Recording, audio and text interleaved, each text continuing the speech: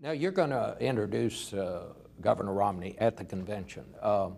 How's that speech coming along? And give us a little insight into how that works. Well, what will be the tone? What will be the line you I think there? the two things I think that will be clear by the end of this week is that this election is not just a choice between two men or two political parties.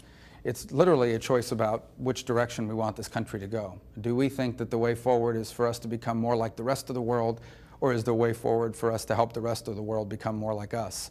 A nation that's bought into free enterprise, that believes that opportunity is created when people are given the confidence and the ability to go out and start businesses and grow existing businesses. And then what can government do to help that happen?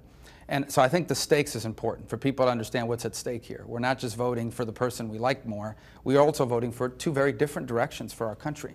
And in addition to that, I hope people understand who Mitt Romney is, because his business career has been well documented and his success is extraordinary in the business realm, but he's so much more than that.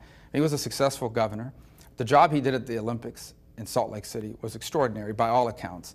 And then look at his personal life. This man is a personal role model to younger men like me, as a father, as a husband.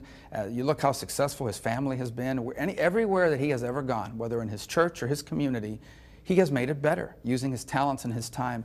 I think Mitt Romney is a role model for people like me, and I think that Mitt Romney, as a person especially, and the kind of person we would all be proud for our kids to grow up and be like.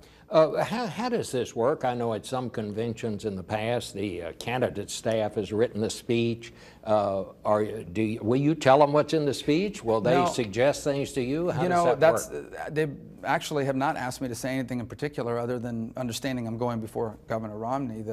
Usually I don't even write speeches. I have general thoughts, but this one, of course, is a big one, so I will. And I write these myself for the most part with some help in terms of just getting it framed right, but I usually want my own words to come through, and I look forward to doing that. Look, it's my only wish is that my dad and my grandfather were still around to see it. My mom is, because I think in many ways that speech affirms that what's made us great as a nation is not that we have the more rich people than anybody else, but that it's a country where dreams that are impossible everywhere else are possible here.